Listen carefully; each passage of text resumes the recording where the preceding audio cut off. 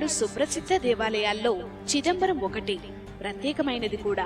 ఒకే ఆలయంలో 10 అడుగుల దూరంలోనే నటరాజస్వామి, గోవిందరాజుల పెరుమాళ్లు ఇద్దరూ నిత్య పూజలందుకునే అద్భుత ఆలయం అది.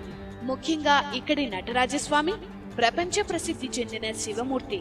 మరి చిదంబర రహస్యం అంటే ఏంటి?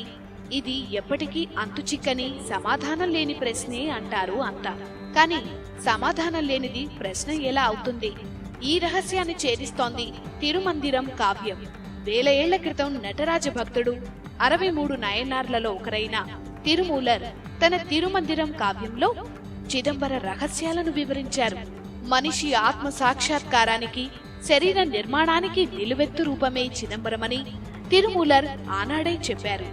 చిదంబరంలో నటరాజ విగ్రహం కాలి బొటనవేలు భూమి అయస్కాంత క్షేత్రానికి సరిగ్గా కేంద్రమని 8 సంవత్సరాల పరిశోధన అనంతరం పాశ్చాత్య సైంటిస్టులు తేల్చి చెప్పారు. ఈ విషయాన్ని 1000 ఏళ్ల క్రితమే తిరుమందిరంలో స్పష్టంగా వివరించారు.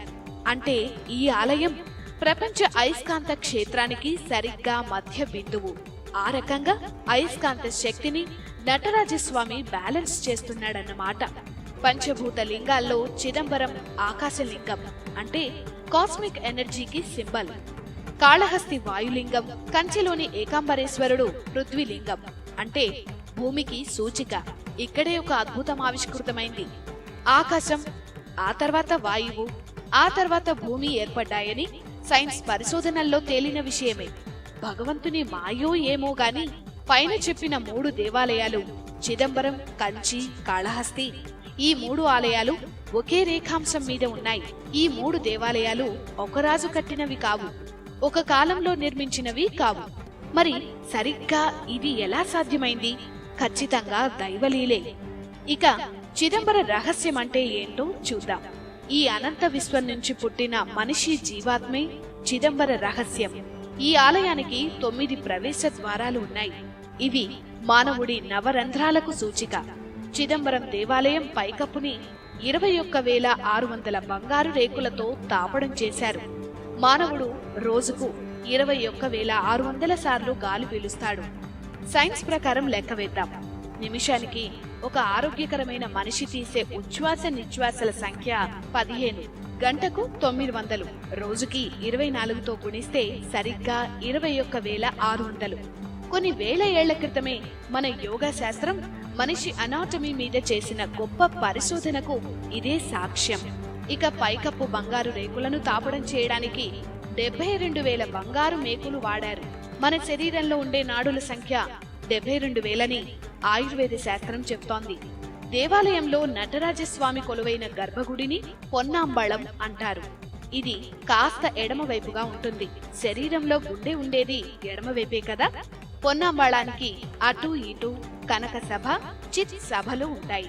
కనక సభలో 4 స్తంభాలు, 4 వేదాలకు ప్రతీకలు. పొన్నాంబళంలో 28 స్తంభాలు, 28 శైవ ఆగమాలకు గుర్తులు. ఈ స్తంభాలు 4,096 వాసాలను సపోర్ట్ చేస్తాయి. 4,096 అంటే 64 స్క్వేర్. 64 కళలకు చిహ్నమైతే 4,096 మన రక్త ప్రసరణ నాళాల సంఖ్య. నటరాజ నృత్యాన్ని పాశ్చాత్య సైంటిస్టులు కాస్మిక్ డాన్స్ అని వర్ణించారు. చిదంబరం అంటే చిత్, అంబరమని. అంబరం అంటే ఆకాశం, చిత్ అంటే జ్ఞానం, అంటే ఆకాశ శాస్త్రం. దీన్ని ఇంగ్లీష్ లో కాస్మిక్ థియరీ అంటున్నాం. ఆ శాస్త్రం పేరు మీదే దేవుడున్నాడు చిదంబరంలో. పాజిటివ్, నెగటివ్ అయస్కాంత క్షేత్రాలు కలిసినప్పుడు ఏర్పడే అయస్కాంత రేఖలు లేదా మ్యాగ్నెటిక్ ఫోర్స్ రూపం చిదంబరంలో నటరాజ తాండవ రూపాన్ని పోలి ఉంటుందని ఎందరో పరిశోధకులు ఆర్టికల్స్ రాశారు. అయస్కాంత క్షేత్రాలు సవ్యంగా పనిచేస్తేనే విశ్వం నిలిచి ఉంటుంది. అందుకే నటరాజ తాండవాన్ని ఆనంద తాండవం అంటారు. నటరాజస్వామికి కుడివైపున మిస్టీరియస్ గా కనిపించే చిదంబర రహస్య అరలో కూడా ఈ అయస్కాంత క్షేత్ర శక్తి నిరాకారంగా ఉంటుందని అంటారు. నిరాకార, నిర్గుణ ఆత్మ సాక్షాత్కార స్వరూపమే నటరాజస్వామి అని చెప్పడం చిదంబరం అసలు రహస్యం.